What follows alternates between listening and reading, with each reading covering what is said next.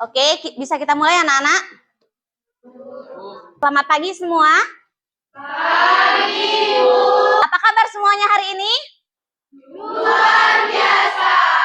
Semangat, mantap. Yes, yes, yes. Oke, Masya Allah semuanya luar biasa ya. Sehat-sehat semuanya kan? Ada yang sakit? Ada? Yang absen ada? Berapa orang? Mita sakit. Terus Andreas. Andreas kemana Andreas? Andreas sakit juga. Andreas sudah berapa hari sakit?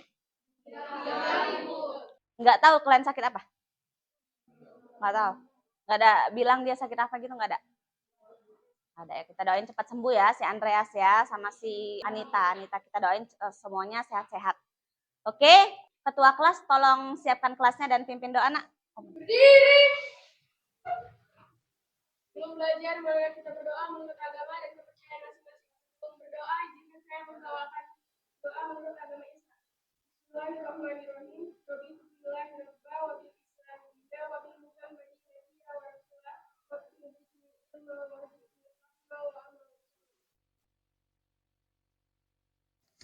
bersapa Ibu Guru.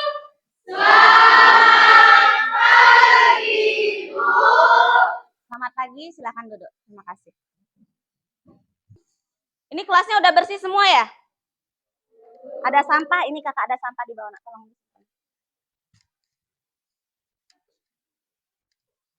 Ibu cek dulu kelasnya ya. Bersih ya nak? Dan yang ada sampah silakan buang keluar. Yang ada sampah silakan buang keluar sekarang. Ya, silakan buang dulu sampahnya keluar. Oke.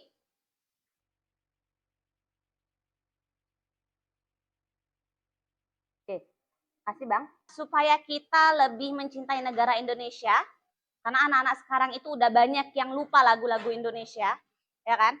Banyak yang udah lupa kan? Iya, jadi sekarang kita nyanyikan salah satu lagu nasional. Dirijen, oke, makasih nak. Sini.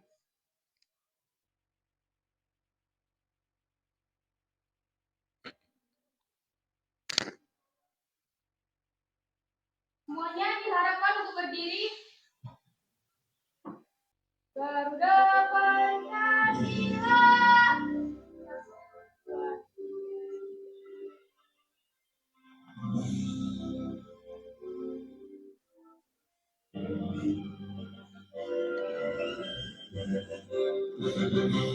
Garuda Pancasila, akulah pendukungmu. Patriot proklamasi, sedia berkorban untukmu. Pancasila dasar negara, rakyat adil makmur sentosa. Pribadi bangsamu, ayo maju, maju, ayo maju, maju, ayo maju, maju. Semuanya diharapkan untuk duduk kembali. Terima kasih. Oke. Selanjutnya Ibu mau nanya. Gimana perasaannya hari ini? Apakah kalian pakai emoji yang pertama, kedua, ketiga, keempat, atau yang kelima? Happy semua ini? Gak ada yang lagi falling in love gitu? Ada? Ada yang lagi scared? Tahu scared? Scared, ya takut. Ada yang lagi sedih? Gak ada? Wah luar biasa semuanya happy. Ada yang lagi marah? Gak ada. Apakah tadi mau pergi sekolah marah dulu, entah sama temennya, entah sama orang di jalan? Gak ada yang lagi marah? Gak ada. Jadi nggak ada yang sedih, nggak ada yang marah, yang ada semuanya happy dan ada yang falling in love ya. Oke, pertahankan kehappyannya ya. Jadi jiwa manusia itu naik turun, kadang happy, kadang sedih ya. Ketika dia sedih, ingat Tuhan, ingat Allah.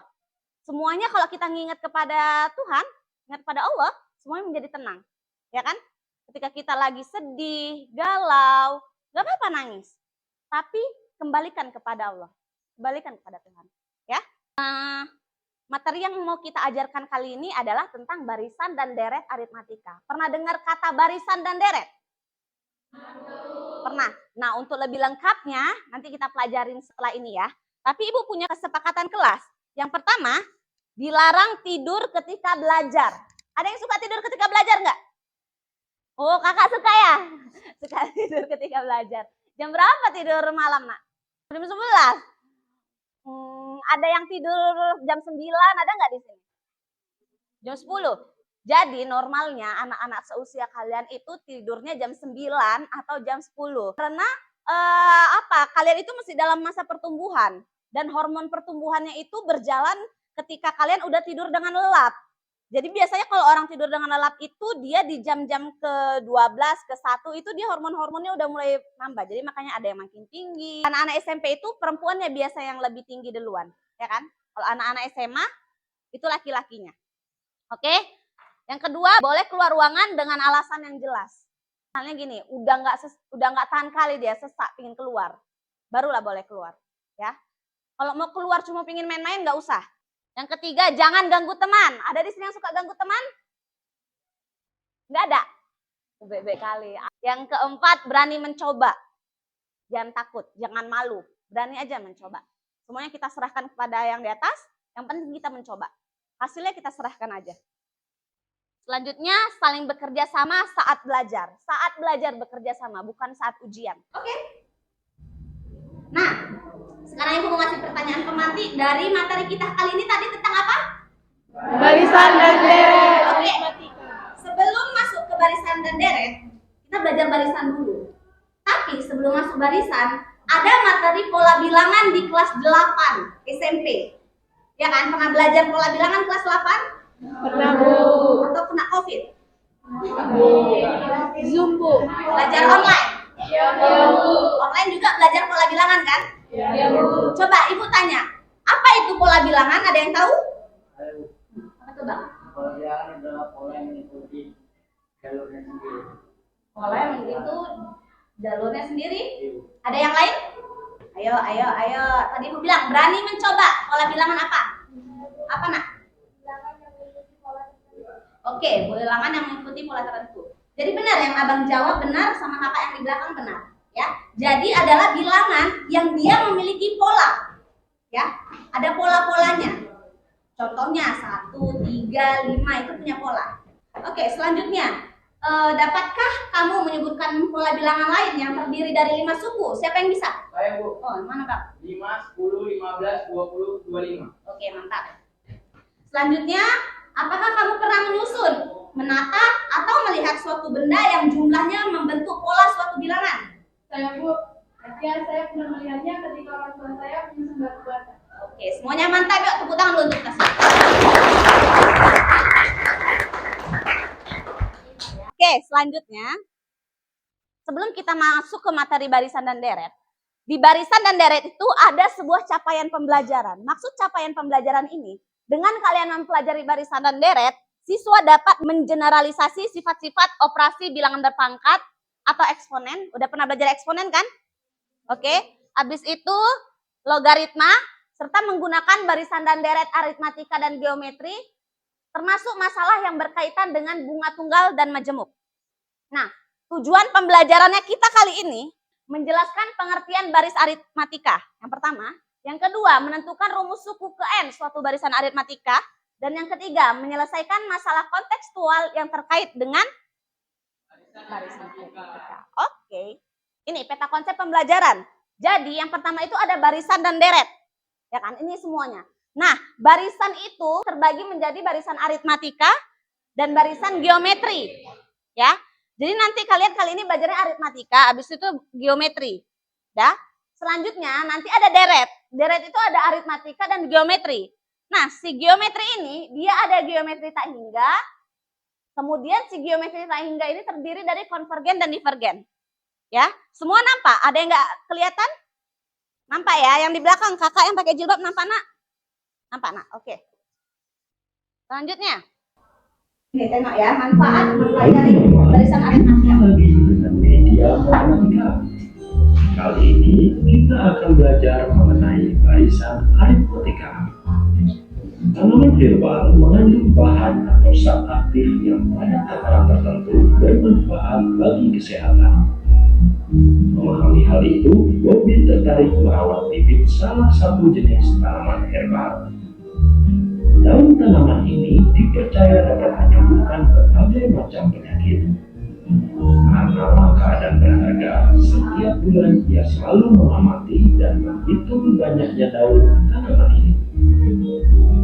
Bulan Januari, ketika awal mula, tanaman ini hanya memiliki 2 helai daun. Bulan Februari, daunnya bertambah banyak, seluruhnya menjadi 5 helai. Karena tumbuh subur di bulan Maret, tanaman ini memiliki 8 helai daun. Bobby berencana memanen daunnya di bulan Desember.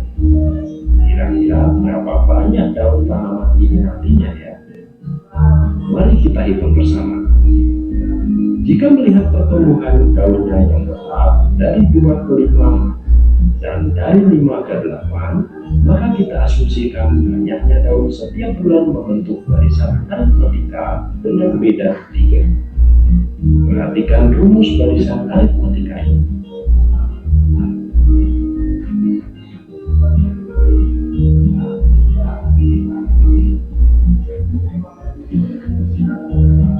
Jika dihitung dari Januari, maka tujuan kita bulan Desember, menentukan nilai suku ke-12. Suku pertamanya adalah banyaknya daun pada bulan Januari, yaitu 2 helai. Dan beda antara suku adalah 3.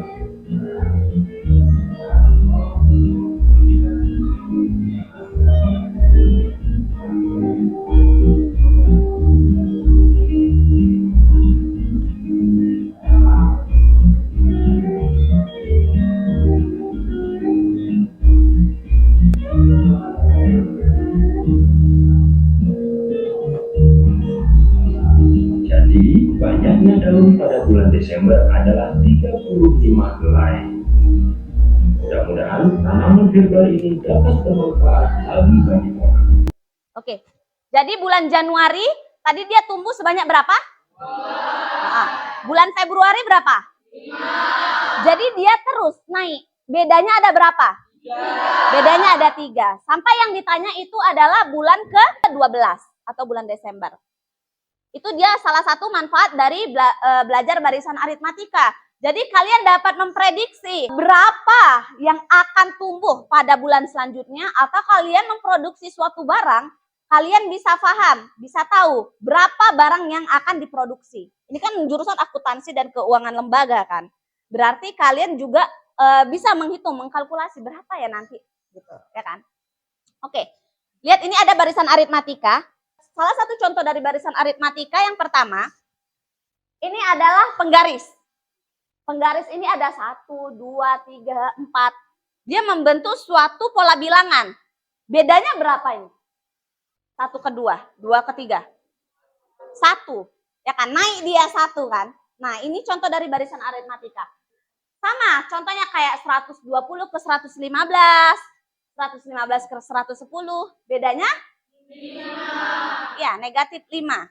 Jadi ini barisan naik, ya. Kalau yang ini barisan kayak gitu. Oke. Selanjutnya, barisan aritmatika. Yang pertama ini ada sebuah barisan. Yang pertama 2, 6, 10, 14, 18. Ya kan? Nah, yang kedua ini adalah suku pertama. Ya kan? Atau U1. U1. Dan yang kedua ini suku kedua. Suku ketiga, suku keempat, suku 5. Sampai seterusnya dia disebut dengan suku ke N. Karena nggak kita ketahui. N itu nilai selanjutnya. Dan kita belum tahu berapa. Atau biasa disebut dengan UN. Ya. Nah, U1 ini biasa disebut juga dengan A. A. Selanjutnya bedanya itu, bedanya 2 ke 6 itu berapa? 6 ke 10 berapa? Nah, U2 dikurang U1 itulah dapat bedanya. Bedanya 4 kan? U3 kurang U2, 4 juga. Nah, ini ada contoh. Abang, yang paling belakang, baca nah. Apa contohnya? Soalnya. Baca. Pada tahun pertama sebuah butik memproduksi 400 sel jas. Stel jas. Sel jas. Setiap tahun rata-rata bertemu 25 sel jas. Berapakah banyak sel jas yang diproduksi pada tahun 2002? Jadi, pada tahun pertama, stelnya ada 400. Dia memproduksi 400. Udah? Ada 425. Atau U2-nya 425. U3-nya 450. Berarti bedanya berapa? A-nya berapa? UN-nya berapa? Jadi yang mau kita cari itu adalah U10. Ya kan? Kita masukkanlah dia. A-nya 400. N-nya tadi U10 kan? Bedanya 25. Hasilnya kita dapat pada tahun ke-10 ada 625 sel jas. Bisa? Untuk lebih pahamnya kita bagi ke dalam beberapa kelompok ya. Silakan duduk berdasarkan kelompoknya dengan sigap cepat. Ayo.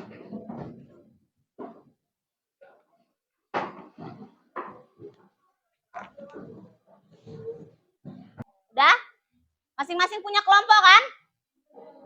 Abang kelompok berapa sana? Ini kelompok? Ini kelompok? Sana kelompok? Yang ini 5? Oke. Masing-masing perwakilan kelompok coba maju ke depan. Masing-masing perwakilan kelompok maju ke depan, nak. Tuh. Ini kelompok 3. Ini kelompok 2, ini kelompok. Oke. Silakan perhatikan apa yang ada di tujuan pembelajarannya tadi untuk mengetahui suatu barisan bilangan. Kemudian kita biar tahu pengertian barisan aritmatika, terus kita mencari suku ke N. Baru ini menyelesaikan masalah kontekstual yang berkaitan dengan barisan aritmatika. Silakan dibaca bagus-bagus dulu. Udah, buat nama kelompoknya di sini, kelompok keberapa, sama tulis nama anggota kelompoknya.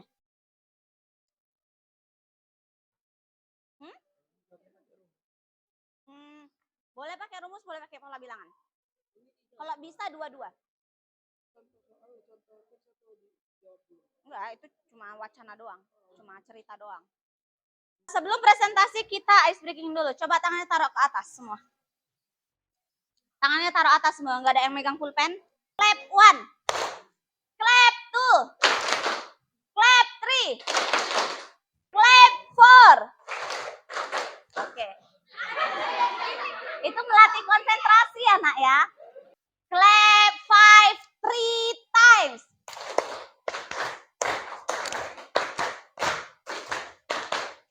Oke, tepuk tangan untuk kita semua. Kita masih punya waktu. Semuanya berdiri dulu. Kita penguin dance.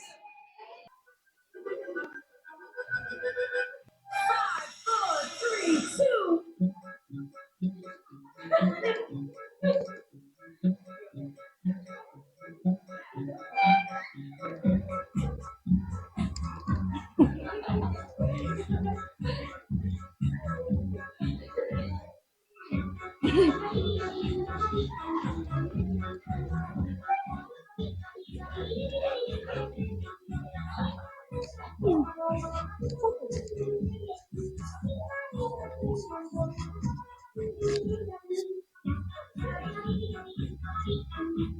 Relax. Oke, terima kasih semuanya. Silakan duduk. Gimana, berkeringat nggak? Enggak berkeringat. Setidaknya meregangkan otot-otot kalian. Oke? Mari kita lanjutkan. Oh ya, selanjutnya adalah presentasi ya tadi Bu bilang. Silahkan dari kelompok Abang, kelompok ke-5. Kelompok ke-5. Silahkan presentasiin dari aktivitas pertama. Soalnya dulu, bacakan kuat. Kalau bisa dengar sampai ke ujung sana. Keluarga Pak Andi terdiri dari 4 orang. Setiap makan mereka selalu makan bersama di satu meja. Pada hari ini ketika hendak makan, Pak Andi kedatangan 2 orang temannya. Lalu Pak Andi mengajak kedua temannya untuk makan bersama agar bisa berkumpul bersama. Pak Andi menyuruh salah satu anaknya untuk menambah 1 meja dan 2 kursi. Kemudian digabung menjadi 1. Pada waktu makan, Pak Andi bercerita kepada istrinya bahwa besok dia akan kedatangan 16 orang temannya. Pak Andi berharap bisa menjamu makan teman-temannya dan makan bersama keluarganya. Dari permasalahan di atas, ayo bantu Pak Andi menghitung beberapa jumlah meja yang akan disatukan agar semua orang bisa makan bersama. Berapa orang yang dapat duduk di kursi dengan sejumlah meja yang disatukan? Banyak mejanya ada satu, setiap meja ada memiliki 4 kursi. 2 meja memiliki 6 kursi, 3 meja memiliki 8 kursi, 4 meja memiliki 10 kursi, 5 meja memiliki 12 kursi, dan 6 meja memiliki 14 kursi. Terima kasih kelompok 5. Ya, Bu. Oke, selanjutnya dari kelompok kakak yang belakang. Yang soal nomor 2-nya ya, Nak ya.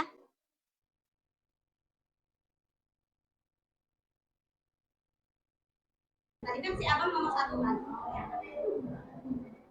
Jika terdapat 20 orang yang akan makan bersama dalam satu meja, maka berapa meja yang perlu disatukan? Bagaimana kalian mengetahuinya? Jelaskan jawabannya.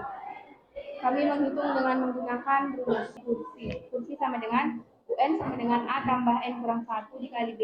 UN sama dengan 4 tambah 20 kurang 1 dikali 2 sama dengan 4 tambah 38 sama dengan 42. Jadi kesimpulannya, kalau misalnya dibutuhkan 20 orang, ada berapa kursi dan ada berapa meja? Kursinya ada 42 dan mejanya Sama semua jawabannya, kursinya 42, mejanya 20 sama? Ada yang beda? Ada. Oke, terima kasih kelompok. Selanjutnya aktivitas kedua, silakan kelompok ini 2.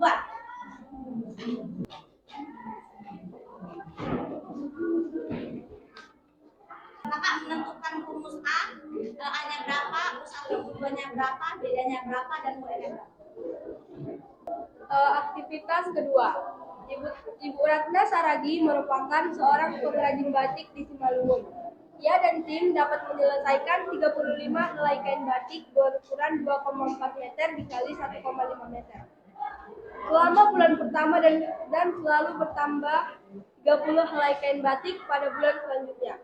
Berapa banyak helai kain batik Simalungun yang diproduksi oleh Ibu Ratna Saragi dan tim pada bulan ke-12? Jadi jumlah kain batik pada bulan pertama ada 35, pada bulan kedua ada 65, pada bulan ketiga ada 95, pada bulan keempat ada 125. Jadi kita disuruh menentukan berapa jumlah kain batik pada bulan ke-12. Diketahui U1 atau suku pertama ada 35, suku kedua ada 65, suku ketiga ada 95, dan beda yaitu suku kedua dikurang dengan suku pertama, yaitu 65 dikurang 35 sama dengan 30. Jadi beda dari bulan kedua dan bulan pertama ada 30. Oke, benar semua. Yang kedua bedanya 30 semua? Iya. Oke, terima kasih Kak. Selanjutnya untuk jawabannya Ibu minta yang kelompok ini. Kelompok 6.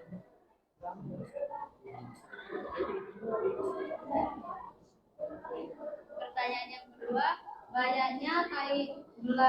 banyaknya belai kain batik Simalungun yang diproduksi Ibu Ratna Saragi dan tim pada bulan ke-12, yaitu UN sama dengan A tambah N kurang 1 B.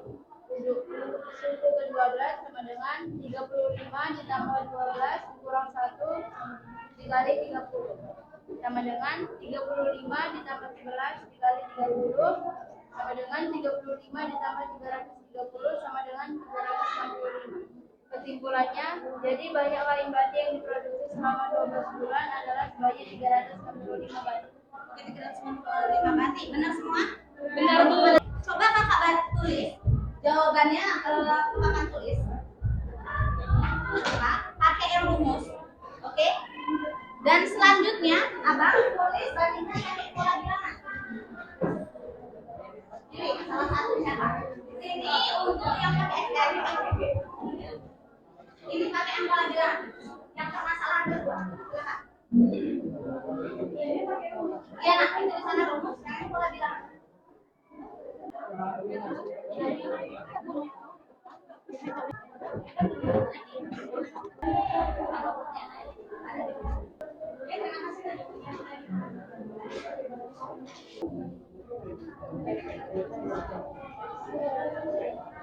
Coba lihat yang pola bilangan ada letak kesamaannya di mana?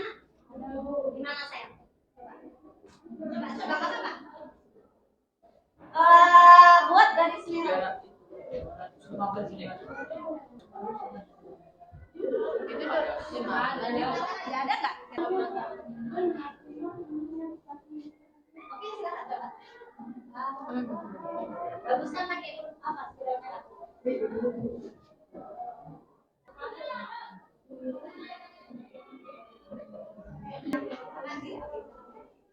Jadi letak kesalahannya bisa dibuat opat-opatnya. Sebenarnya dia berapa jawaban tadi dari kelompok pertama?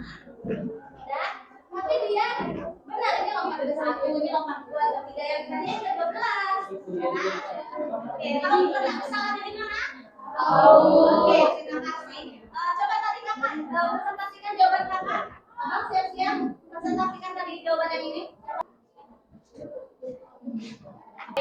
Gini. Ini kan US-nya belum diketahui. Jadi di sini kan UN sama dengan A ditambah 1 dalam kurung N dikurang 1 dikali B. 12 sama dengan 35 ditambah 12 dikurang 1 sama dengan 30. Dikali 30 sama dengan 35 ditambah 11 dikali 30 sama dengan hasilnya 365. Jadi kesimpulannya banyaklah kain yang diproduksi pada bulan ke-12 adalah sebanyak 365 helai kain. Oke, benar jawabannya? Benar. Jadi mau kita pakai pola bilangan ataupun pakai rumus, jawabannya sama, ya. Kalau misalnya angkanya kecil, enak pakai pola bilangan. Tadi aja pakai pola bilangan terbalik-balik kan. Jadi enak kalau angkanya lebih besar itu pakai rumus, ya. Hasilnya sama. Bisa nak? Oke, LKPD udah selesai. Oke, sekarang kesimpulan. Sebelumnya dulu. Clap 3. Clap 4. Oke, fokus. Semuanya fokus. Jadi kesimpulan dari pelajaran kali ini ada yang tahu nggak? Jadi kesimpulan dari